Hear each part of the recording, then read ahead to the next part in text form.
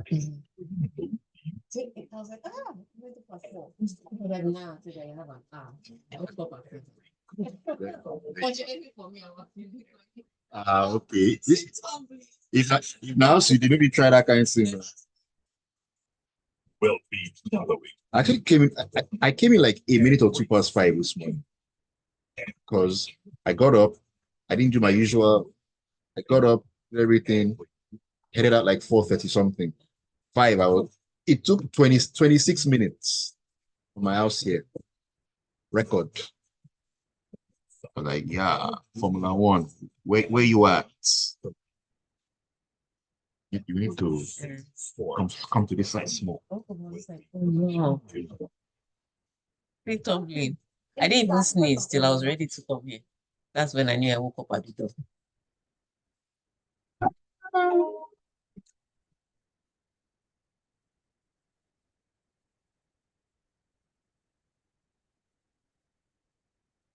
Oh, yes, we are Smooth 98.1. We love music and we love life. We love sports as well because every Monday, Wednesday, and Friday at 8:15, we take a walk into the locker room. It's all about sports news and all the info making the rounds. It's been 24 to 48 hours of amazing sports stories, and we are here to take you through the Ayokunmi right here. Alongside me is the one and only Tega. She is looking absolutely spiffy this morning. Tega, good morning to you. Telling lies. Yes, Papa. Good morning, everybody. Thank God it's Friday. It's the kind of sleep I need. The awesome, amazing sleep. How was your week? How was your week? Anyway, we'll sleep. We'll sleep before and after what is going to happen this weekend. Because this weekend, it's like the Premier League just woke up and said there must be basketball this weekend. Because all the big teams are kind of facing other, interesting teams. Manchester United facing Newcastle. Sorry, Manchester City facing Newcastle. Manchester United facing Tottenham. They go sweets. All right. So we'll talk about the Premier League fixtures. We'll also talk about the Madrid derby because that's this weekend too. It's everybody that is giving us. We'll talk about a few of the incidents that have happened over the week, and we'll let you know what's happening in the world of sports. Daniel Ricciardo is out of F1, and that's how it is. Soldier come, soldier go. And replaced by a younger guy with 6 races to go in the season. We'll touch on that also. And of course, the Super Eagles. NFF has settled down briefly. This still not permanent. They should stay in one place. My brother. But they settled down briefly. So some level of stability. We'll touch on all those stories and more in the locker room this morning. But before we do any touching, Ayo, how can we be a part of the locker room? I'm glad you asked. You can be a part of the locker room this morning by sending your messages to us on WhatsApp on 0809 440 981. We're also streaming on YouTube. You can find us at Smooth 981 FM Lagos, Smooth 981 FM Lagos. The studio line is 0201 4489 981. 0201 4489 981. That is the studio line to give us a call on and take a walk with us into the locker room this beautiful Friday morning. Okay, a quick run through of the stories that are making the rounds here. NFF confirms Eguavoen will continue in Super Eagles role. Rolling my eyes at that one. Fritz loses on day of shocks at Japan Open. Didn't he make the US Open final a couple of weeks ago? Lawson's replaced Ricardo at RBF1 team for the rest of the season. Ten Hag says lack of goals, Manchester United's biggest problem. You don't mean it. Barcelona still a work in progress despite a great start to the season. Hansi Flick says that's super cooking, Hansi, please. League Cup draw sets up tantalizing Man City versus Tottenham Hotspur clash. Please beat yourselves out of the competition. Alvarez snatches Atletico fortunate victory at Celta. Brighton's Fabian Hutzela hails very dangerous Chelsea star ahead of Saturday's game. Nicholas Jackson is coming for If I tell you the dangerous Chelsea star. Anyway, let's get there. All right, so let's start from home. Yes, let's start from home. Talk about the NFF and the Super Eagles as well. The Executive Committee of the Nigerian Football Federation on Thursday approved the recommendation of its Technical and Development Subcommittee for the Federation's Technical Director, Coach Augustine Eguavoen, to continue in his role as head coach of the Super Eagles. Too many technical, but not technical enough. My brother, you know how it is. We like titles in Nigeria. Technical, tactical. tactical, all the Tactical intellectual tactics. intelligence, nothing. Meanwhile, it's just basic. It's a basic thing you're supposed to do. All right, but this is, wow, I would say this is good news in the sense that there is a sense of stability. Mm. Because that question of uncertainty, who is going to be the coach? Are we getting a new coach? How are we moving from here on out? We don't have that. So Augustine Eguavoen was the guy that was in charge of the last two matches. Right. So he's the guy that's in charge of the next two. And at least that gives the players have a sense of what they're supposed to do, because with a new coach comes a new, even from training, comes a different style. But when you know that, oh, this is the guy we're going to meet, you know what to expect from his staff and all of that. And even for the players, they also kind of have an idea of what the team will look like. Those that want to pack their bags, they will determine whether they should pack their bags or they should just chill with their team. So interesting one, but I would say ultimately good news. It's also going to be a little bit of shake up, and Augustine Governor is going still wear two hats because he's still technical director, and he hasn't been replaced in that role. And so usually when players switch to Nigeria, there's a decision of whether he'd be drafted into Super Eagles or not. So remember Tosin, the British-born Nigerian that plays at Chelsea, the defender. Yes. Adarabioyo. Yeah, he said he's moved. He wants to play for Nigeria now. So even that one, we have to draft and put somewhere. The good news for Tosin is that Trosekon is aging. So Omeru has been there a while. So there's room for replacement. A need for fresh blood as well. For now, he can still be back up. And then people say, what of Shemi Ajayi? Shemi Ajayi already has a place. He's already seen matches. But people like Tosin just coming in. We have to find schedule for you on the roster. So it'll be interesting to see how we can draft all these people, because a lot of people are having more sense now. That yes, at the end of the day, that your name, if it's not Swiss, your name and your skin color too, can determine where you play. So Tosin was saying stuff like, it'd be interesting to play for Nigeria. I'm not saying that he has fully committed, but let's see how it works.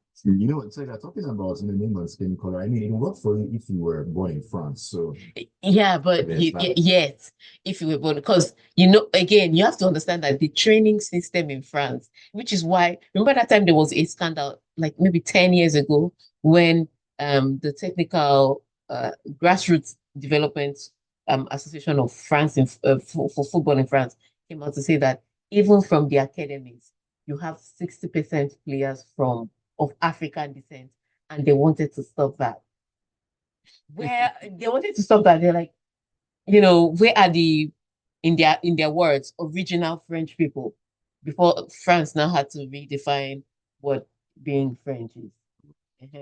So, but it starts from the community. You know how open the French are. So French has become like the US. Anybody can be French at this point in time. Anybody can be French. Like it's different from Italy, where it's different from Italy and Argentina. Let's not even go there. Where they're like, Let's not even go there. Cranky. All right, let's get back into the stories and let's talk about tennis. US Open finalist Taylor Fritz crashed out of the Japan Open in the first round on Thursday, and Francis Tiafoe and Stefanos Tsitsipas joined him on a day of shocks in Tokyo. I'm sorry, are all the men hungover from a long season? What is happening? Okay, so and that's why I picked this story, because a lot of people are trying to blame the Laver Cup for this. It's because they went to the Laver Cup, which is pretty much an exhibition. That's why they're tired. I was like, nah. Even at the Laver Cup, Taylor Fritz lost three matches. What's your excuse? So I mean, apart from that, Stefanos Tsitsipas also lost on this day. It was like Francis Tiafoe also lost. Francis Tiafoe had one spectacular period, 1 month of spectacular tennis, because all through the season he's been struggling with losses. But he had a fantastic American swing, and one could say that that's because he was at home. And the minute he left home again, he continued the losing streak that has been plaguing him all year. So you can't blame that on the Laver Cup. Stefanos Tsitsipas, the same thing, struggled for most of this season. Remember, he was knocked out at first. Was it second match or first match by Kokinakis? at the US Open. He actually had a good Lever Cup because he won one match there, lost one doubles fantastically. He won fantastically, lost fantastically. And then he comes here and he loses again. And you can't say it's a Lever Cup. That one is based on his form. So it's interesting. I think the only person that really was shocking was Taylor Fritz. But even Taylor Fritz, I somehow expected him to lose because there's a way when these guys start the Asian swing. Look at Casper Ruud. Casper Ruud came out and he was just talking about jet lag just from the travel. So it's not the Lever Cup that brought these their injuries. It is their form and their normal travel routine. So yes, Casper Ruud, Tiafoe, Stefanos Tsitsipas, if you were a big name, you were falling. Even Yannick Sinner had to come from a set down yesterday to win his match in the China Open, defending champion. He didn't play at the Labour Cup. Who do you want to blame for that one? So, there you are. And you know what? Talking about Francis Tiafoe, this one that he can't seem to do it outside of the US. Yes. Maybe he should look at working from home, playing tournament because I don't understand for him. In 2023, that's when you know the difference between good tennis players and great tennis players. Very true. It's the ability to go season in, season out, and churn out the results. Definitely. Some people will have a great tournament one week and they can't replicate the next week. Meanwhile, there are some other people that are winning tournaments back to back every other week. I mean, if you can't do it on a cold, windy night in Stoke, then what are you doing? Then what are you doing? All right, let's move on. Let's talk Formula One now. Daniel Ricciardo has been replaced on the RB Formula One team, Red Bull Formula One team, by Liam Lawson for the rest of the 2024 season. Now, the Red Bull affiliated constructor announced on Thursday. Yes, that's what you were saying. If you're on social media a lot and you are an F1 social media person, you'd have been seeing all the goodbye messages and all the players that are friendly with Daniel, posting pictures and videos and all of that. But his contract shockingly expired after Singapore.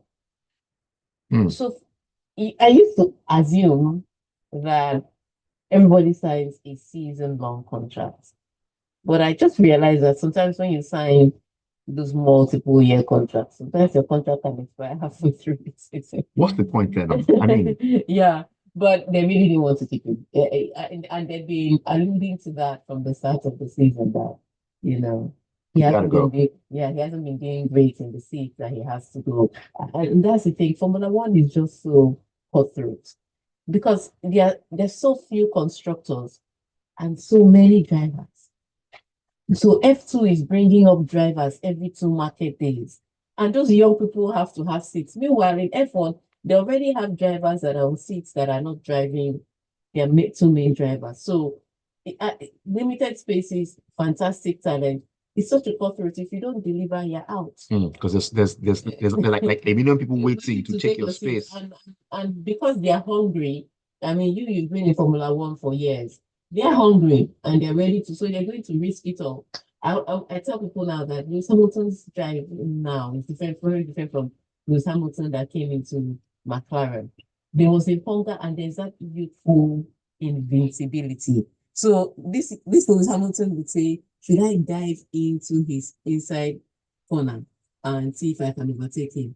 This older Lewis Hamilton say, I shouldn't dive in because if we crash, I'm out of the race. So this Lewis Hamilton is more calculated than that risky. So, and that's what happens when young boys come in, because they have that extra hunger, they have that extra invincibility in their mind.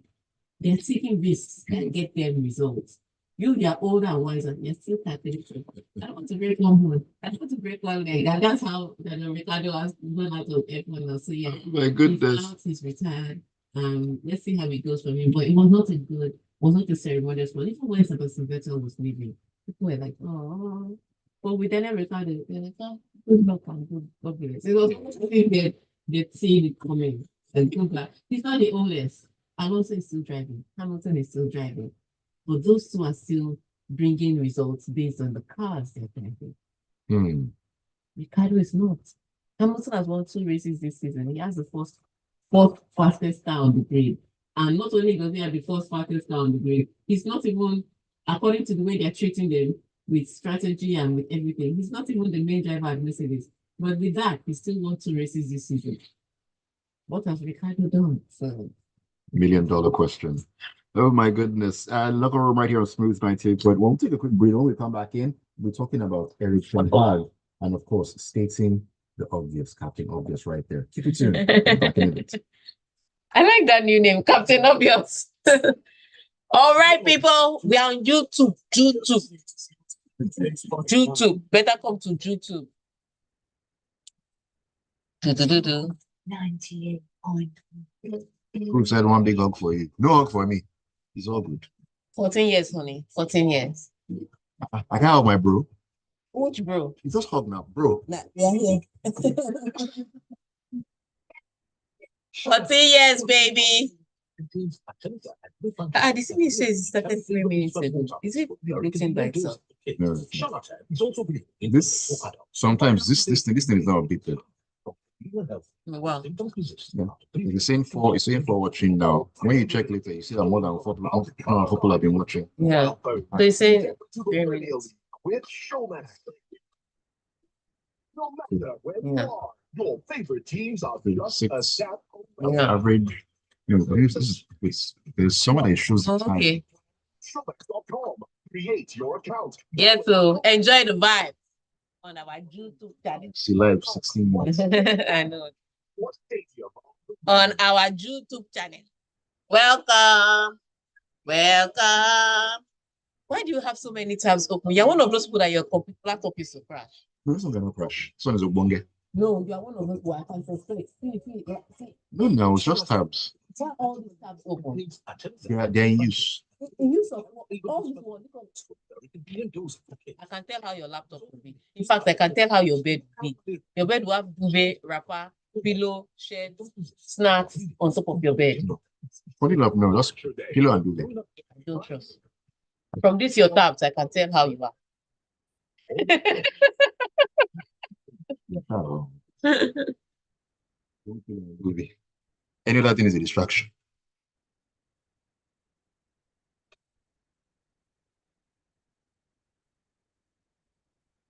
You're welcome back into the locker room on Smooth 98.1. We love music and we love life. We're definitely loving sports this morning. Ayo and Tega are taking you on that ride. Come through and be on the journey with us. WhatsApp right there for you. Send your messages in 0809 440 981. 0809 440 981. Send your messages in. Join us on YouTube as well at Smooth 981 FM Lagos for streaming live. And the studio line is 0201 448998. When at this point, all those numbers should be on speed dial. You know, if we're being honest. If we're being honest, speed dial. But anyways, if you're waiting for your message on YouTube. Yes, Padre Pio or Pio, anyone of the two says, we're here taking just enjoying the vibe. You and Padre Pio should negotiate what you're going to call it. If he sends me a voice note, I can figure it out at the end of the day. All right, okay. So all right. With, let's talk Captain Obvious. Captain Obvious, Eric Ten Hag. He highlighted a lack of goals as the major factor behind the English Giants' faltering start to the season. Good morning. Yeah. That's all I can say. Good morning. You know, they say when you wake up, that's when your morning starts. Let me just keep quiet. Yeah, he has woken up now. Good morning. See, last season, he did not think about it with the number of goals that they did not score. That perhaps our problem is goal scoring. And the wastefulness. And the wastefulness is today. It's today. Good morning, sir. So in this remark he made after FC20, they scored 1 goal in the first half. I thought second half, 20 will hear it, you know, because that's how you are leading comfortably. You come in with a little bit of confidence. FC20 came back into that match. It was shocking to me and embarrassing that Manchester United couldn't beat 20. Shocking and embarrassing. So it's a tough one for him because everybody else has seen this problem that Manchester United was not scoring. Some people said, which is why Rashford became, you know, the pin cushion where everybody was just stabbing him. Yeah. And then Zexi became the new pin cushion because after he scored the first goal on the first match of the season, he's been getting good looks. The thing about Zexi is that he gets into great positions. Yes, he does. I like the way he anticipates, he moves, and then he also gives midfielders options. You know, he's not static, he's mobile. He gives midfielder options. Then he gets into those great positions. Oh, yeah, put the ball in the back of the net. Problem. That's the problem. I think in the Premier League alone, United have missed the most Yeah, big chances. big I think chances. 17 or And then 18 he this has season. then Hoyland comes in from his injury. Hoyland had already showed us last season that he was a struggler. He comes into the and we thought, okay, maybe after one season in Premier League, you'd have understood the physicality, the movement, how to create spaces. Nothing, same old thing. So some people are saying that Manchester United needs to get one of the best strikers in the world. But if you're one of the best strikers in the world, would you move to a troubled Manchester United? That's the question. That is the question. Question one. So it's a tricky one for Manchester. They can't get the players that they need in, and then with the players that they have, they can't attract. They can attract those great talent. The other only way you can attract that kind of great talent is to bring wicked money in.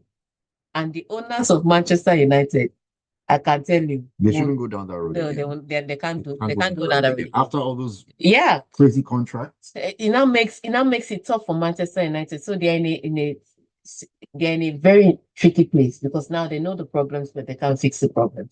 So type 2 for them. And this weekend, this Sunday to be precise, they're playing against Postecoglou's Tottenham Hotspur. Now, the Spurs are an interesting team too because they're excitable and they have an interesting coach.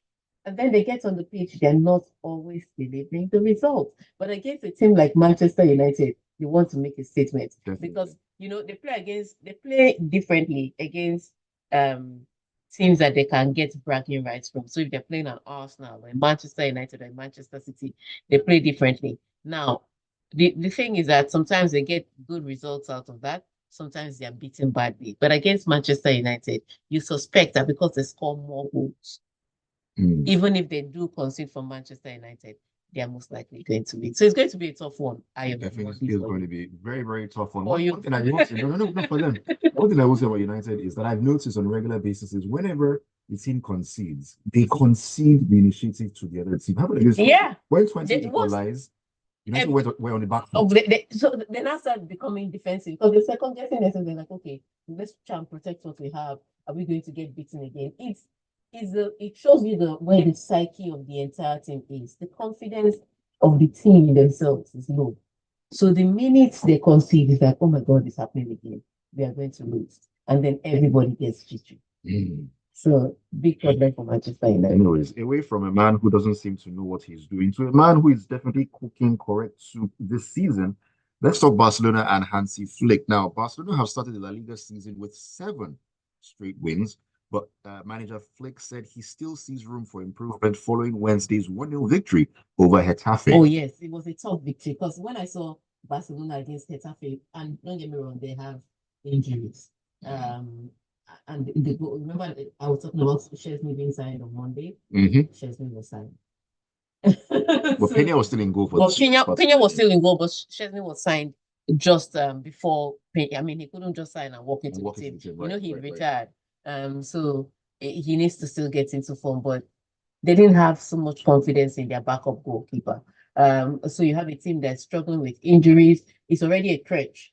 Because it's already a crutch. I call it the Hansi Flick crutch. That's it now. Because it's all those teenagers that are jumping around and skipping around with useful experience. In fact, I imagine that Hansi Flick has a cane in his back when it's time for training. Have you seen those kids training? They're just playing around. So he's already struggling with the fact that he can't get as much experienced players as he wants in because of the financial situation of Barcelona. Even if they sign players, we are not going to put them. But the young guys are delivering, at least in the La Liga. They've already struggled in Champions League. They already know that they lost, partly due to the red card, but they lost. That's the bottom line. But in the La Liga, they seem to be able to find a way. And I agree with him, especially because they are a youthful team. Those guys will come good. There's still room for improvement because they're very good, they're very expressive, they're very expansive, they go out to transfer. And then defensively, they're the most naive team. They don't concede goals because they lost shape. They concede goals because they refuse to anticipate when they lose the ball to get back in position. So there is room for improvement. And I think some of that defending comes with age. And that's why I don't think that yes, they need to improve. They need to improve if they're going to win anything. But they're playing against Osasuna this weekend. They're going to breathe a little easy. The people that are under pressure, like I said, they're in Madrid. Tega, looking at what Barcelona is doing right now, fielding so many young players together at the same time, is there a possibility that they could burn out fast? I mean, you talk about Pedri, your Ansu Fatis of this world, your Gavis. I mean, is that fair there? But no, they won't burn out because players like Pedri was just overused when he started. Remember how he went to the Euros, went to the under 20, and then he had played the full season at Barcelona. That was mismanagement. With Gavi has picked up his injury, he's back. So it's Ansu Fati. I don't know why people try to sell me Ansu Fati because the first time I saw Ansu Fati, I was like, this guy can run, but so good Phil Walcott. Ansu Fati from the start always reminded me of Phil Walcott. I did not understand the hype around Ansu Fati. Let's just suppose Ansu Fati now and Lamine Yamal. You can see pure talent in him. I didn't see talent in Ansu Fati. I just saw speed. So that Ansu Fati was hype. So let's not put Ansu Fati in the same sentence with Pedri or Gavi because those guys still deliver in the 5 games of the play. I don't think it's burnout from those guys. I think it's just them learning how to manage who they are. Right. Because there's some players that are coming already further. It's like Xavi Hernandez himself. You know how brilliant he was at Barcelona and Iniesta. But even then, they understood that they're not as strong or as stoic. That's what that players. So they manage, so they manage that. So it's understanding the players and managing them accordingly. All right. Let's talk about the League Cup. Premier League champions Manchester City will travel to Tottenham for what promises to be a tantalizing fourth-round League Cup clash, while holders and 10-time champions Liverpool visit Brighton. They should just beat each other out of it. I'm telling you, I like the way they're setting them up. But this time, Arsenal got a good draw. I was like, what did Mikel Arteta say that he got a good draw? Because usually it will be Mikel Arteta that would draw a Premier League team. Yes, usually. But he drew Preston this time. It's like they're giving him an easy breather before they give him whoever wins between Tottenham and Manchester City. But yes, an interesting fourth round tie in the League Cup. Most of the big teams had pretty much easy, soft pedal third round ties. By the time they're getting to the fourth round, I'm going to see a lot of first team players coming. Pep Guardiola was already saying, I'm going to use second stream team for my EFL. He had already said it. So I want to see if he's going to hold through to that now that he's been joined against Tottenham.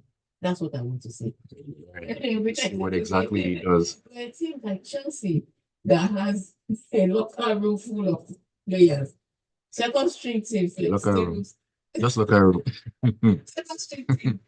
It's like a first team Premier League team. So before it was a curse for Maresca to have such a locker room. But now that he's looked at the EFL Cup, he'd want to win a trophy this season, regardless of what the trophy is. He'd be like, thank God they were able to save all of him. Okay, now come and earn your salary. So he can use it for the EFL and still conveniently make it through to the final. Definitely. Okay, real quick, let's talk about Atletico Madrid. Julian Alvarez struck a 90th minute winner for Atletico Madrid to snatch them a 1-0 victory at Celta Vigo on Thursday in La Liga. Yes, so the La Liga was also La Liga games this midweek. Remember how Madrid enjoyed their own match for 80 minutes, and then Alaves came and scored two quick goals. Could have scored a third equalizer to make the equalizer and then rob Madrid of something, but they didn't. Then Barcelona got that narrow 1-0 win. So the pressure was mounting on Atletico Madrid just to keep up. Now this weekend is going to make it interesting because the Madrid derby is a different kettle of fish. Now Atletico Madrid, every time they face Real Madrid, you know how they reason. Form is of no consequence. The talent you have is of no consequence. Anything can happen. So the Madrid derby this weekend is going to be bloody because Real Madrid has been struggling to get up results. Well, you know how they are. They can struggle, but they still get the desired result that they want. Right. Atletico Madrid, when they face Real Madrid, they're a completely different kind of opposition. So I can't wait for the neutral. This is going to be an interesting one. Very excitable players on both sides and getting ready to deliver, especially because of bragging rights. So I don't know where to call it. I still think that just because Real Madrid is Real Madrid, they can shade it, but I think it'll be tough. It'll be a tough one. Mm. Definitely, Yeah. definitely. And finally, really quickly, let's talk about Brighton's manager, Fabian Hurzeler, who singled out one Chelsea player for massive praise ahead of this weekend's fixture in the Premier League. Tega, who is this player, please? It's Nicholas Jackson. It's Nicholas I knew it. Jackson. I knew it. Because even looked at everybody and said, the threats on this team, he didn't mention Nkunku, he didn't mention Palmer. Have you seen Jackson's leg? He's wearing shit on his leg now. He's where He's he's gone home now. He has gone home. They don't need to tell somebody. You understand?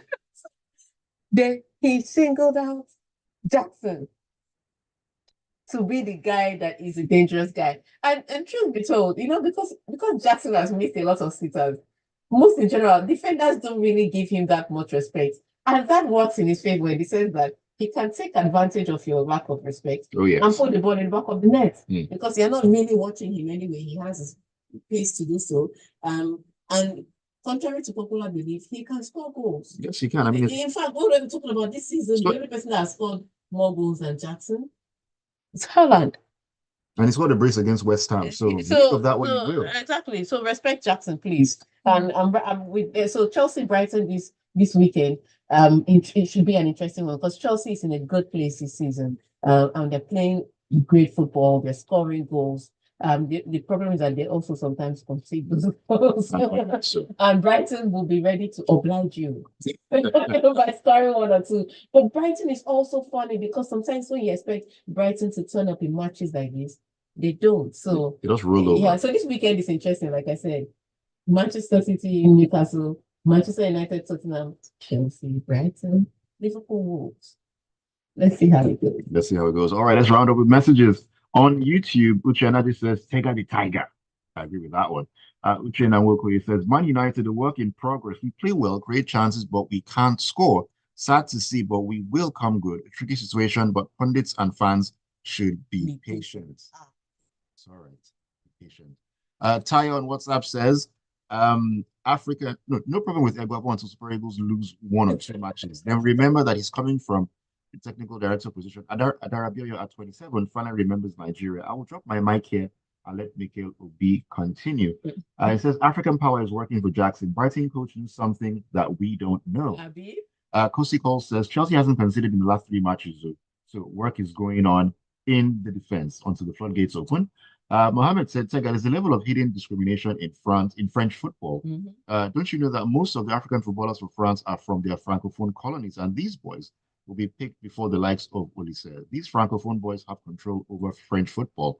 Anyway, in Formula One, there are many constructors, but only a few top ones. Ricardo can go and join the lower teams. There's no space there, sir.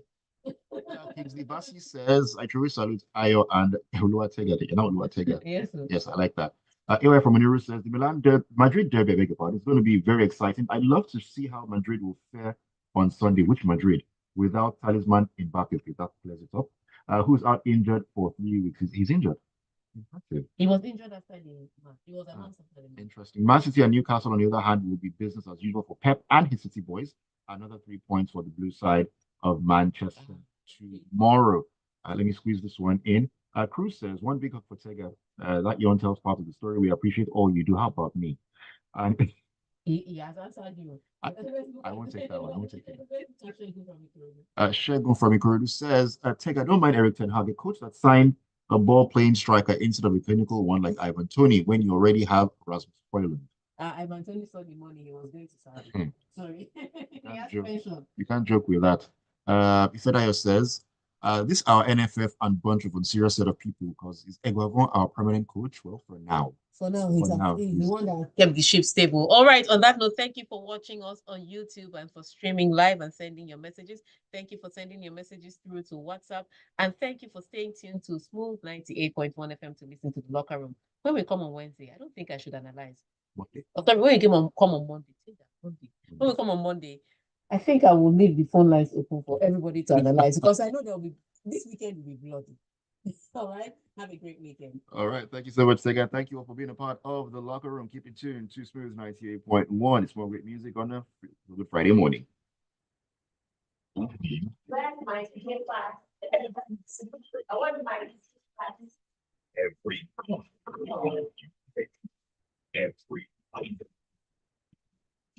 every record. We will be following every single jump, every trust you do, every wicket you break, every breakaway, every cross, every goal.